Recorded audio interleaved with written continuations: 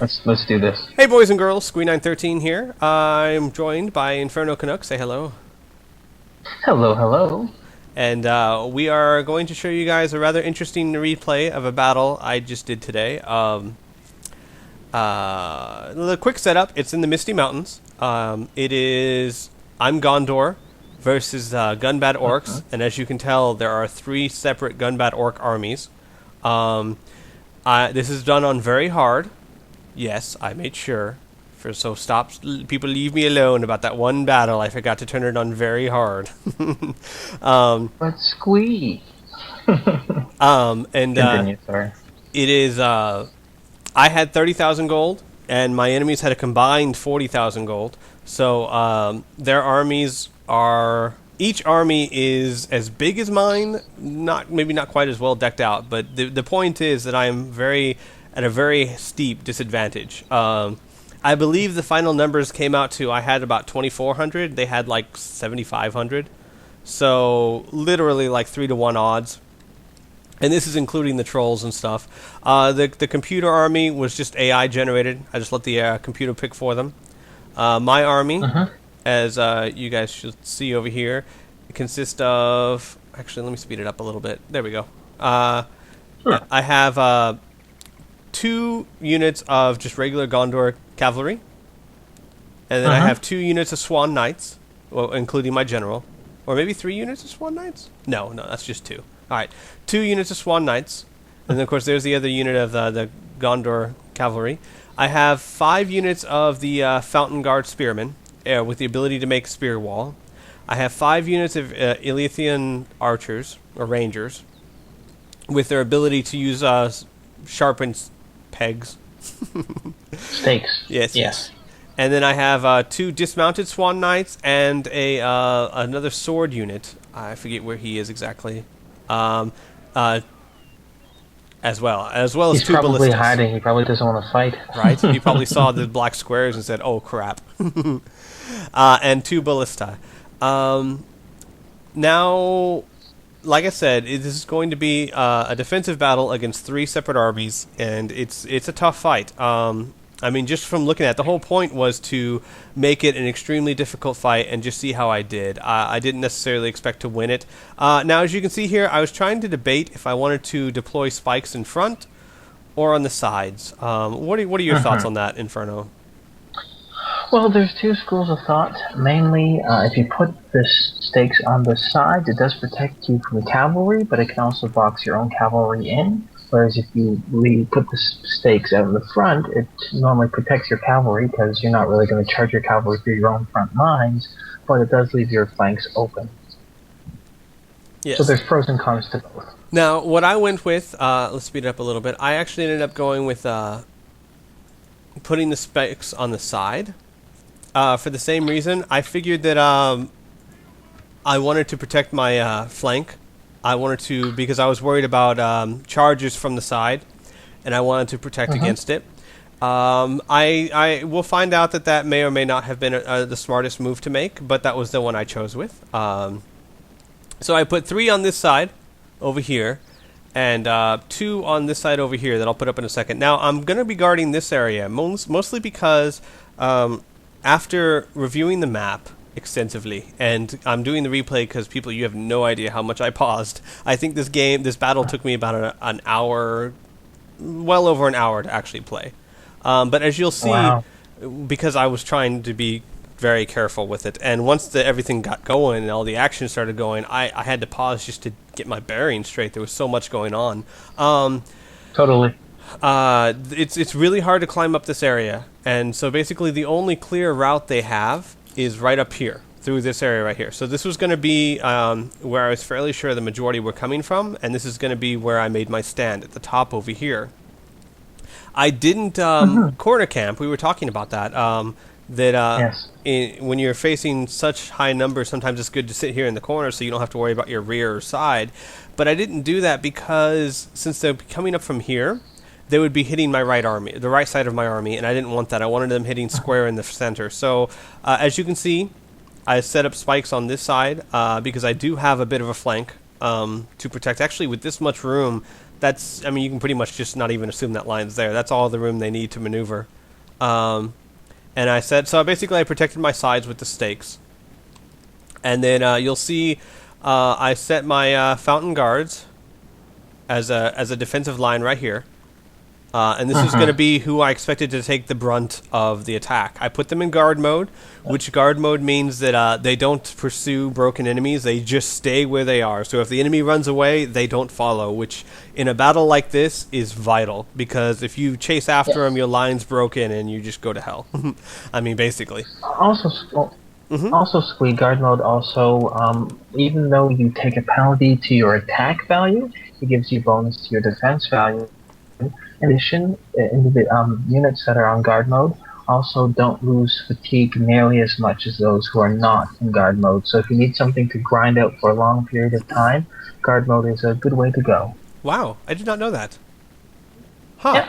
Wow. Well, so, there you go. The more you learn, eh? Yeah, I was just doing it for the keeping my line intact, which but I didn't know about that other stuff. Now, I made a huge mistake with the ballista. As I've said before, I've never really used siege engines, so I'm not familiar with their use really.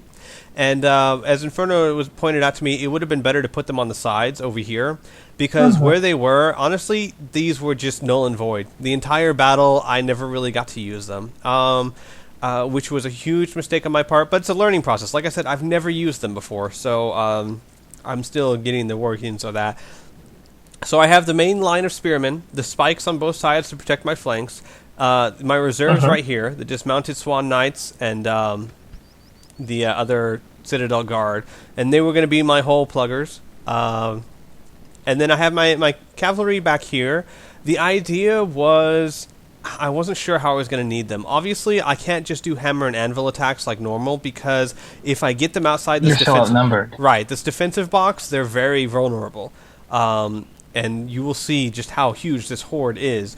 So what I ended up wanting to use them for was quick strikes of opportunity. Like, for example, if I see a unit right here and there's no one around them, I'll come around and hit it real fast and then come back in. And that was what I was planning to do. Almost more like a really mobile reserve unit, in a sense. Exactly. That's exactly what I plan to use them as. Now, let's do a quick view of what I'm up against. Yes, I did say hole pluggers, Phantasmagoria. Heyo. Heyo. All right. Here's one army right here. They use a lot of these Sagna Stalkers, which is light infantry. Of course, they had hillmen, or, different types of hillmen, which was very odd. I didn't know the Orcs of Gunbad had humans working with them. Of course, you have archers. And then you have Rog Riders, which is basically their cavalry. And every army had at least some trolls. Well, actually, no, it doesn't look like this army had any trolls. Or yes, it did, right down here. They had some cave trolls. Yes, they had some cave trolls and some ballista. And the cave trolls end up being a huge problem, especially with the amount. I mean, look, there's 2-3 units here, plus what is it? Another 2 or 3 in this army over here. The cave trolls were a big problem. They also had something called ice trolls down here, which I had not seen before. Snow trolls. Neither have I. Yeah. So now, as you can see, and according to the numbers, and see, here's the third army. According to the numbers and all that, each army actually outnumbered mine. So I had at least 3-to-1 odds, and each army had trolls. Basically, I went into this battle not knowing if I was going to win it. It was more of a, how well was I going to be defeated? Yeah, how many other casualties could you give out? Right. Yeah. Which is an important thing to know, because when you're doing a long campaign like what we're going to be doing, every once in a while you're going to be faced with battles you can't win, and it's a matter of how much damage can you inflict before you lose. So so let's go ahead and get started. As you can see, and like I said, the idea of this battle was to make a very hard battle, a battle that would be difficult. And to see how I fared against it. And I challenge all the advisors and staff members to set up battles like this as well, because if nothing else, to be honest, folks, this battle is the most fun I've ever had playing this game. It was exciting for me. I don't know if the replay is going to be as exciting as it was for me to play it, because the whole time it was desperate. I was like literally hanging on by the skin of my teeth for the whole fight, and then, well, maybe I broke, maybe I didn't. I'm not going to let you guys know how it ends, but to me, it was very desperate. I don't know if it's going to look the same way on the replay, but we'll see. Well, we'll find out. I'm sure it will, though. All right, let's go ahead and speed up a little bit, because it did take them quite some time to get to me. Because all the other armies had to march up, and then this one had to march up a long way. I made a couple of early mistakes. First of all, I did not have my archers out in front, which I should have, or off to the side or something. I had my archers behind here, which gave me two problems. One, that they didn't have the range, and two, since everyone was so far down below, when the archers did get in range, they started hitting my own guys in the rear, which sucked. Yeah. And it took me a while to figure out why they were dying, because I was assuming the archers were firing over them, not into them, so I kept wondering why I was losing people when there were only trolls about, and trolls didn't have ranged weapons. So, yeah. Took me a little bit. In this game, you have to be really sensitive to the line of sight of not only your siege weapons, but any sort of missile units. Right. We have a little bit of lag going on, only because I'm streaming and recording and talking. Broadcasting. Yes. So, and I'm running at six speed. See, if I slow it back down to 1, we get a little better. So. Yeah, of course. Actually, maybe I should just keep it at 1. I don't know. No, let's speed it up a little bit. Sure. Yeah, it ran just fine on my computer when I did the battle, but I guess because I'm streaming and recording, it's running a little bit slow. Of course. But as we lose units on both sides, it'll start getting faster. Yes, it will. And I do have to say that I did call it right, that they, for the most part, did come up this ridge. So at least I got that part right. But like I said, the ballista, completely useless for most of the game. I think literally they didn't kill a single thing, because I thought they would shoot over, and they just never did. And since I wasn't using burning ammo, because using fire missiles uses up more of your ammunition, and I was in this for the long haul. No, it doesn't, Squee. I don't think it does. It makes the ammunition fire slower, but I don't think it uses it up any faster. Oh, well, I was always told it did. And I didn't want to take the risk because... Fair enough. But you could be absolutely right. I Who knows? don't think it does. Yeah, no, we'll be told in the comment section, but I could swear that you still have as many fire ammunition. It just fires at a much slower rate, because you have to light it on fire and then get the trajectory and then launch it, compared to when you don't. And personally, to me, that makes more sense, because I never understood why just setting an arrow on fire makes you use 2 or 3 of them, But the point was, I didn't use fire missiles, so I had no idea that the ballista weren't working, because in a battle like this, my attention was in 6 different places at once, and I thought the ballista were firing the whole time. They never were. So that was my first mistake. But